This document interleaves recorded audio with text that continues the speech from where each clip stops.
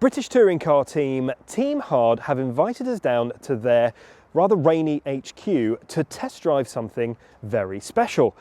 They have one of the first Cupra Leons in the country.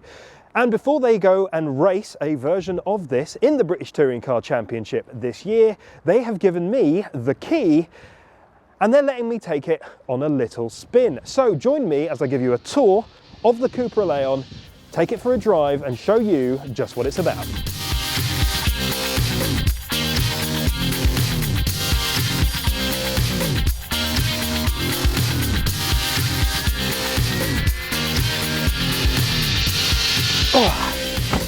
As you step inside of this Cupra, you are welcomed by a very nice and very nicely laid out cockpit.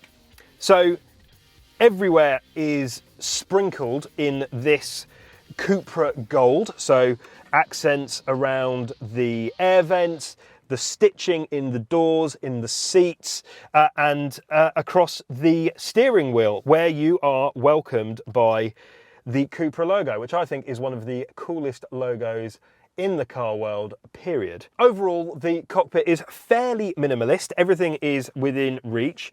Foot on the brake, press the start stop right in the middle. As you can see, there's not a lot going on in there.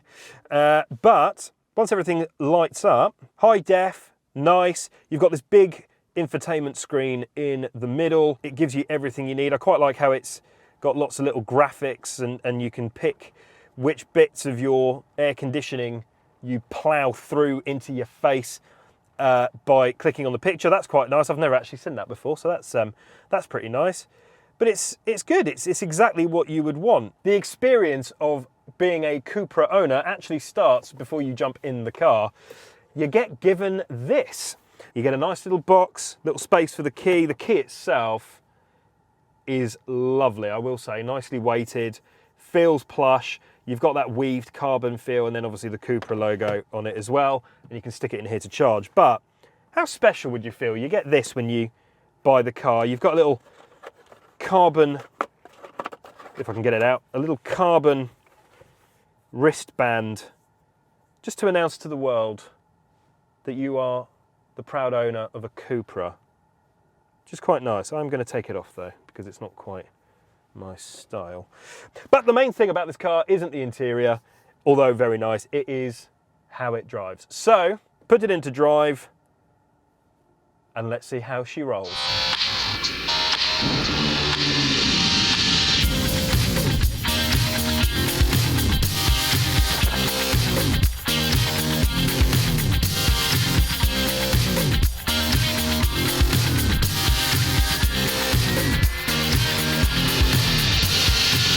Here we are inside of the Cupra Leon.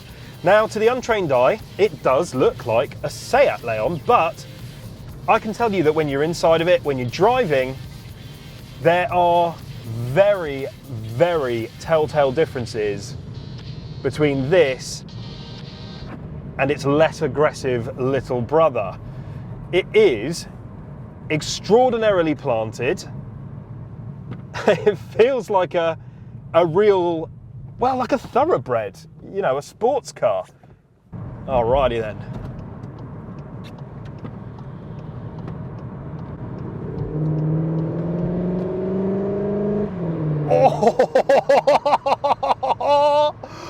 Oh, it is rather throaty when you get a lick on. Oh, it feels really robust. It feels really, really solid. It's not uncomfortable, which is nice for a sport. I mean, I'm getting older now. I'm charging through my 30s, quite the thing.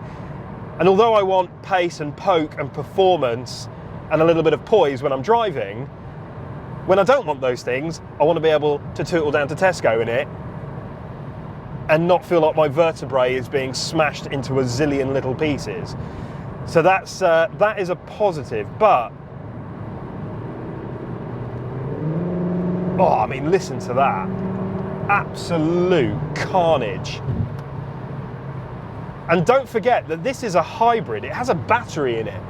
So it's good for the environment, good for your wallet, and also good for the soul. because it makes you feel good. And that's gotta be, I mean, it's putting a smile on my face. And times like this, that's quite hard to do. So fair play, Cupra. Fair play. Let me take a minute to tell you about the ergonomics. So racing bucket style seats that are nice and supportive, but not uncomfortable.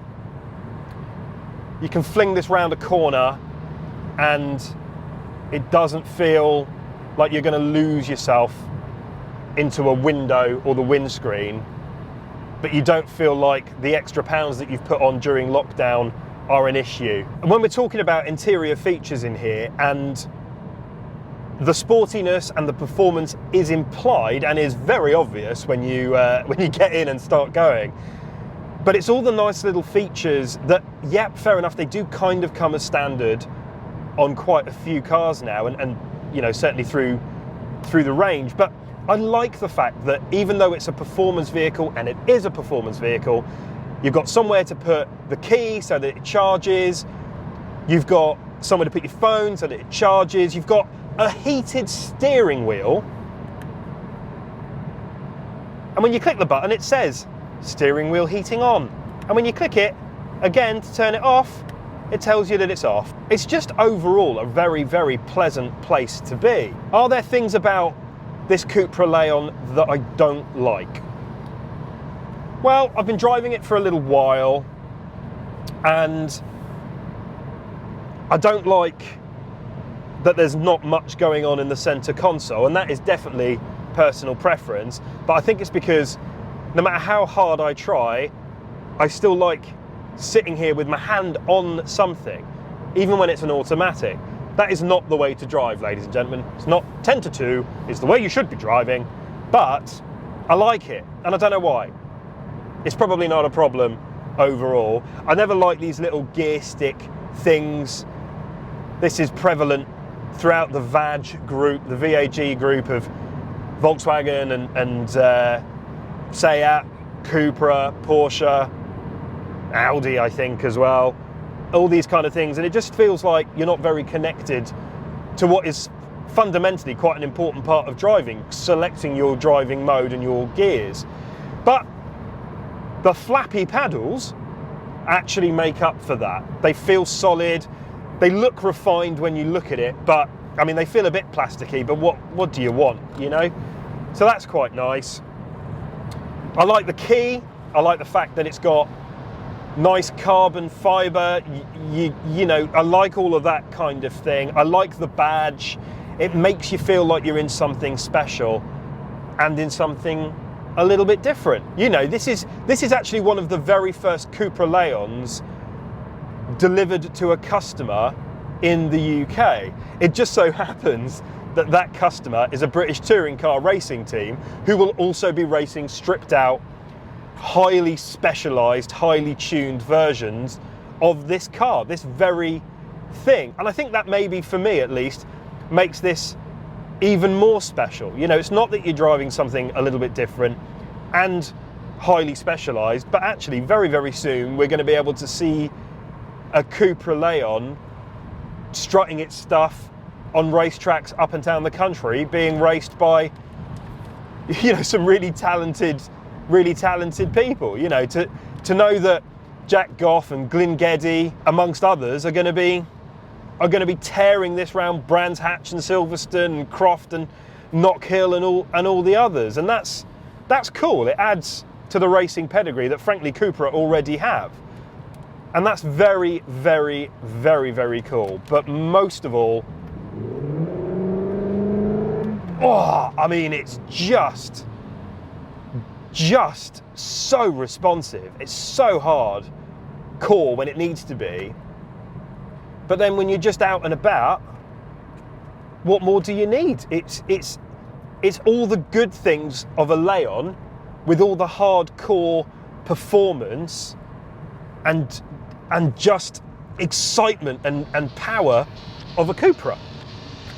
It's probably quite accurate that it's a Cupra Leon then. I really like it. I really genuinely like it.